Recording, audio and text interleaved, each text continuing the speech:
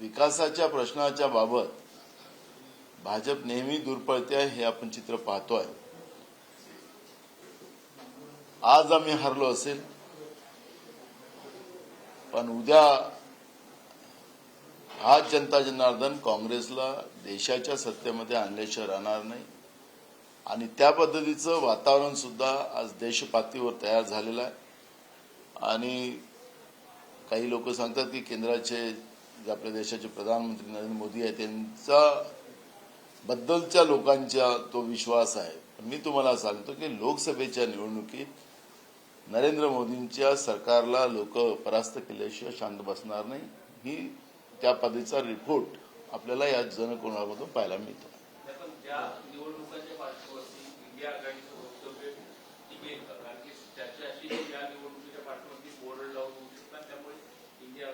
आपल्याला लक्षात असेल की मागच्या जेव्हा हा सेमीफायनल झाला त्यावेळेस आम्ही छत्तीसगड जिंकलं, आम्ही मध्य प्रदेश जिंकलं आणि आम्ही राजस्थान जिंकलो। पण त्या निवडणुकीमध्ये त्या निवडणुका जिंकल्यानंतर 6 महिन्यानंतर ज्या लोकसभेच्या निवडणुका आल्या त्या निवडणुकीमध्ये खासदार आमचे त्या ठिकाणी नाहीच्या बरोबर आलेत। आता हेच उलट होणार आहे। आता यांना कौल दिला असेल पण लोकसभेमध्ये काँग्रेसला कौल त्या ठिकाणी मिळेल। मध्य प्रदेशात ऑपरेशन लोटस सक्सेसफुल झाल्यानंतरही लोकांनी भाजपला पसंती दिली। उद्या हे चित्र महाराष्ट्रात दिसू शकेल। जे काही त्रुट्या आमच्या होत्या तिथं आम्हाला शिकायला मिळाल्या, त्या त्रुट्या आम्ही भविष्यात दुरुस्त करू आणि पुढे जाऊ।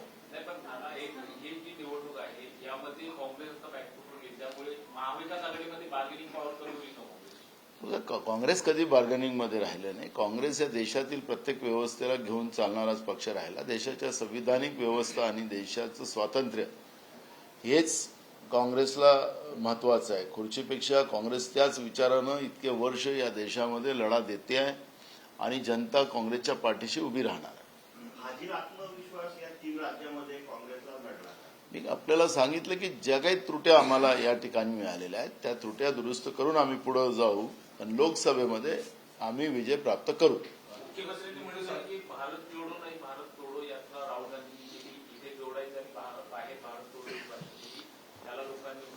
त्यांना काय चेष्टा करायचा तो त्यांचा प्रश्न आहे। राज्यामध्ये शेतकरी रोज आत्महत्या करतात त्याच्यावर बोला ना। शेतकऱ्याला कसं वाचवता येईल, त्यांना कसा न्याय देता येईल, तरुणांची फरफडत आहे महाराष्ट्रामध्ये रोज लोकांचे आंदोलन चालू आहे त्याच्यावर बोला ना। राहुल गांधींनी देशासाठी काम करतात आहे त्याच्यामुळे राहुल गांधींबद्दल बोलायला अजून ती परिस्थिती नाही आहे, त्याच्याबद्दल मी काही त्या लेवलवर जात नाही।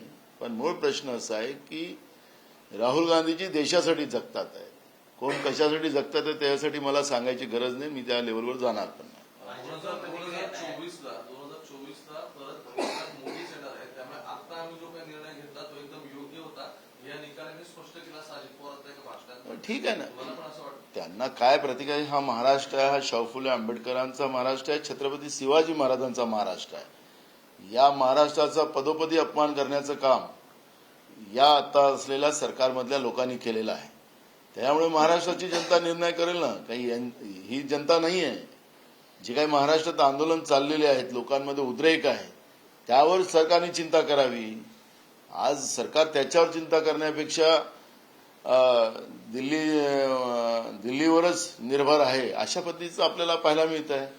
आणि म्हणून मी तुम्हाला सांगतो की चित्र स्पष्ट आहे, अजून खेळ पुष्कळ बाकी आहे। त्याच्यामुळे मी आज खूप सारं त्याच्यावर प्रतिक्रिया द्यावी असं नाही। मी सुरुवातीला सांगितलं की जनता जनार्दनाचा निर्णय आम्हाला मान्य आहे आणि आम्ही लोकशाहीला मानणारी लोक आहोत।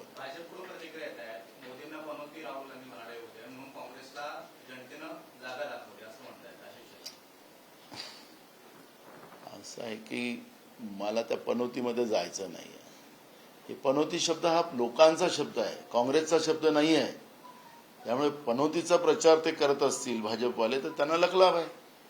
त्यामुळे ज्या स्टेडियमचं नाव सरदार वल्लभभाई पटेल होतं त्या स्टेडियमचं नाव बदलवलं गेलं, त्यानंतर सत्तेच्या आधारावर तुम्ही बदलवलं, पण त्या स्टेडियमला लोकांनी नाव दिलेलं आहे, काँग्रेसने नाव नाही दिलेलं आहे।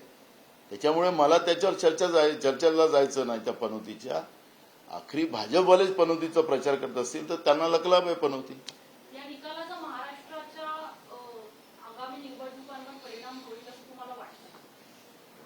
बिलकुल मी तुम्हाला सांगितलं की ज्या काही त्रुट्या आम्हाला या ज्या राज्यात झाल्या, जिथं आमचं नुकसान झालं, आम्ही तेलंगणात का आम्ही जास्त जागा निवडून आणू शकलो, त्याचे काही आम्हाला त्याच्यातले काही गोष्टी शिकायला मिळाल्या. आणि तुम्हाला सांगतो की हे आम्हाला खऱ्या अर्थानं पुढच्या निवडणुकीसाठी महत्वाचं राहिलेलं आहे. आणि ज्या त्रुट्या आहेत त्या त्रुट्या दुरुस्त करून आम्ही पुढे जाऊ. आणि उद्याचं दिल्लीतलं सरकार हे काँग्रेसचंच आणि काँग्रेस प्रणित राहणार आहे, हे मी तुम्हाला आतापासून सांगतो.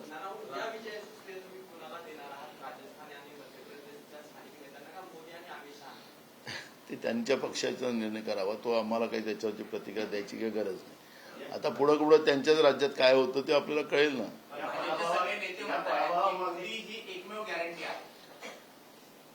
गॅरंटी असती तर राज्यामध्ये सगळ्यात जास्त शेतकऱ्यांच्या आत्महत्या नसत्या झाल्या. ज्या महाराष्ट्रामध्ये मोदीजींनी 2014 मध्ये शेतकऱ्यांना आश्वासन दिलं होतं, त्यांनी ज्या पद्धतीनं भरोसा जाहीर केलेला होता, त्याच महाराष्ट्रामध्ये सगळ्यात जास्त शेतकऱ्याच्या आत्महत्या आहेत ना. शेतकऱ्यांना भरोसा राहिला असता, तरुणांना भरोसा राहिला असता, किंवा महागाईबद्दलचं यांच्या हातात कंट्रोल राहिला असता तर लोकांनी आत्महत्या केल्या नसत्या. गृहिणी आत्महत्या करतात आहे, शेतकरी आत्महत्या करतात आहे. यांनीच महागाई कमी करायची भूमिका मांडली होती. म्हणून भरोसा आहे की नाही हे तुम्हाला लोकसभेच्या निवडणुकीत कळणार ना. मागच्या काळात आम्ही याच राज्यामध्ये जी निवडणुका जिंकलो होतो, छत्तीसगड, मध्य प्रदेश आणि राजस्थान, आम्ही तिन्ही राज्य जिंकलो होते मागच्या सेमीफायनलला. मी मगाशी सुरुवातीला सांगितलं की तिथं आम्ही हारलो, तिथं आम्ही आता पुढच्या निवडणुकीत जिंकू. तिथला ते रूटच आहे. आणि म्हणून देशातलं सरकार बदलेल हे तुम्हाला मी आतापासून सांगतो. दोन गोष्टी आहेत. म्हणजे राजस्थानमध्ये अंतर्गत गटबाजी ही फार बाहेर आली होती निवडणुकीच्या आधी सुद्धा. राजस्थानमध्ये बीजेपीमध्ये काय होतं? नाही, बीजेपीमध्ये काय होतं? तिथे अंतर्गत गटबाजी बाहेर आली होती. दुसरीकडे महाराष्ट्रात ही कायम चर्चा असते की आता काँग्रेसमधले काही नेते भाजपमध्ये जाणार. तर येणाऱ्या काळात असं असेल तर निवडणुकांचं जनता काँग्रेस सोबत आहे, जनता काँग्रेसच्या सोबत आहे, एवढंच आम्हाला माहिती आहे.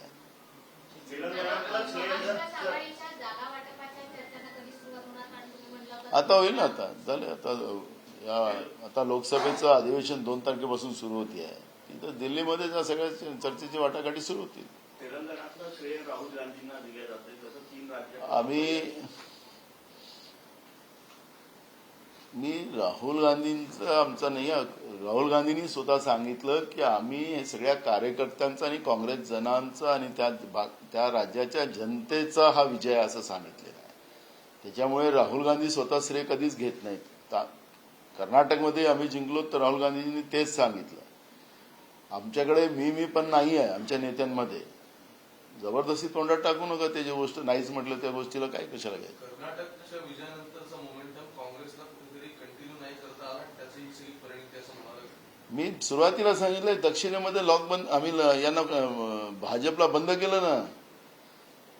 तुम्ही दक्षिणेमध्ये सगळे थांबलेले आहेत. आता फक्त हेच आहे तर तुम्हाला छत्तीसगड, मध्य प्रदेश आणि राजस्थानचा ट्रेंड सांगितलेला आहे की मागच्या लोकसभेमध्ये त्यांना भाजपला फायदा मिळाला होता. आता आम्हाला फायदा मिळेल. ट्रेंड बदलेल ना. महागाई आणि बेरोजगारीचा विषय म्हणताय, पण या पूर्ण राज्यामध्ये एवढी सगळी परिस्थिती असताना का भाजपला वोटिंग केलं तुम्हाला? मी सांगितलं आमच्या काही त्रुट्या असतील त्या दुरुस्त करू. काय असेल त्याचं विश्लेषण चालू झालं. प्रश्न उपस्थित करण्यात आलेले आहेत. आजचा हा जी निकालाची आकडेवारी आहे ती पाहता तसा काही प्रश्न उपस्थित करताय का आणि काय वाटतं ईव्हीएम बद्दल? त्या आम्हाला ईव्हीएम बद्दल काय बोलायचं नाही. त्याच्याबद्दल काय चर्चा करायची बरोबर. हिंदी में बताइए, 4 राज्यों में चुनाव परिणाम आया, 2 राज्य जो कांग्रेस साथी थे चले गए हाथ से, एक तेलंगाना में जीत हुई है. किस तरह देखते हैं? देखो, हम जनता जनार्दन का जो निर्णय है वो कांग्रेस एक्सेप्ट करती है. छत्तीसगढ़, राजस्थान और मध्य प्रदेश में लास्ट इलेक्शन में हम जीत हासिल किए थे और उसके बाद लोकसभा का चुनाव हुआ, उसमें हम लोगों को वहां पे लोकसभा में आई थी. लेकिन जो भी गलतियां इस चुनाव में हमारी हुई उसको सुधार के हम लोग लड़ेंगे और लोकसभा में सबसे ज्यादा जगह हम इस राज्यों से हम चुन के जाएंगे.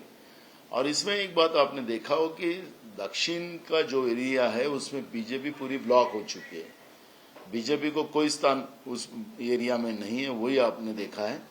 तो मुझे लगता है कि आज की हार कल हमारी जीत की तरफ लेके जाने वाली है और लोकसभा में सबसे ज्यादा अच्छा प्रदर्शन कांग्रेस और कांग्रेस प्रणीत व्यवस्था करेंगे और देश में सरकार कांग्रेस की आएगी। कहीं ना कहीं खतरे की घंटी है महाराष्ट्र के लिहाज से, क्योंकि जिस प्रकार से छत्तीसगढ़ आपके हाथ से गया, राजस्थान गया, अब आने वाले दिनों में महाराष्ट्र में असेंबली और लोकसभा दोनों ही चुनाव होंगे, तो चुनौती आपके लिए भी है व्यक्तिगत रूप से? महाराष्ट्र में जिस तरह से शौफुल्ला अम्बेडकर विचारधारा को और छत्रपति शिवाजी महाराज के विचार को, ये जो भ्रष्टाचार की राजनीति के आधार पर जो खत्म करने का काम किया है, दो समूहों में लड़ाने का काम जो हुआ है, ये विचारधारा कभी भी एक्सेप्ट नहीं कर सकती है। शौफुल्ला अम्बेडकर की विचारधारा सामाजिक न्याय की रही है। छत्रपति शिवाजी महाराज की भूमिका ये सामाजिक न्याय की रही है। और महाराष्ट्र की जो राजनीति है, वो जो इस तरह से गंदा करने का काम केंद्र में बैठी हुई सरकार ने जो की है, उसके परिणाम बीजेपी को भुगतने पड़ने वाले हैं। और इसका कोई परिणाम, जो अभी चुनाव हुए उसके कोई परिणाम महाराष्ट्र पे नहीं होंगे। और महाराष्ट्र की जनता जो गलतियां हमारी इन राज्यों में वो सुधार कर हम ये लड़ाई लड़ेंगे और उसमें हम लोगों को फायदा मिलेगा। आपके के नेता हैं प्रमोद कृष्णन, प्रवक्ता भी है कांग्रेस पार्टी के, उनका बयान है, उन्होंने कहा कि जिस प्रकार से सनातन विरोधी बातें कही गई कुछ एक नेताओं द्वारा, या कांग्रेस पार्टी ने उनका विरोध नहीं किया और ये लोग इंडिया अलायंस में है, तो कहीं न कहीं इसका नुकसान जो है वो हिंदी भाषी प्रदेशों में पड़ा और कांग्रेस पार्टी उसका नुकसान झेल रही है। देखो, हमारे नेता राहुल गांधी जी हर राज्य में आप जाते हैं तो वहां पर भगवान शिव जी हो, हनुमान जी हो, दुर्गा जी हो, सब मंदिरों में जाते हैं, सनातन धर्म का आदर करते हैं। मैं खुद हिंदू हूं, हम लोग करते ही है। किसी को सर्टिफिकेट नहीं दिया है, कोई प्रमाण पत्र नहीं दिया कि ये सनातन धर्म वाले यही प्रमाण पत्र देंगे। मूल सब्जेक्ट है कि इस तरह का क्लाइमेट बनना और बनाना जो बीजेपी की फितरत है, उसके आधार पर ये खेल खेलते रहते हैं। मैंने शुरुआत में कहा कि ये जो राज्य है, जो साउथ में तो इनको पूरा ब्लॉक किया गया है, लेकिन ये जो राज्यों में हिंदू मुस्लिम और इस तरह की लड़ाई बनाने में बीजेपी को यश प्राप्त हुआ है। जो गलतियां हमारी हुई है उसमें सुधार कर हम इसके आगे जाएंगे। हम धर्म की बात नहीं करेंगे। आखिरी मूल सब्जेक्ट है कि इस देश के सभी जाति धर्म के लोग एक साथ रहकर हमारा देश महासत्ताक और बलशाली बनाना, ये सपना कांग्रेस पार्टी का है। आपस में दो धर्मों को और दो जातियों को लड़ाना ये कांग्रेस की फितरत नहीं है और कांग्रेस ये काम कभी नहीं करेगी।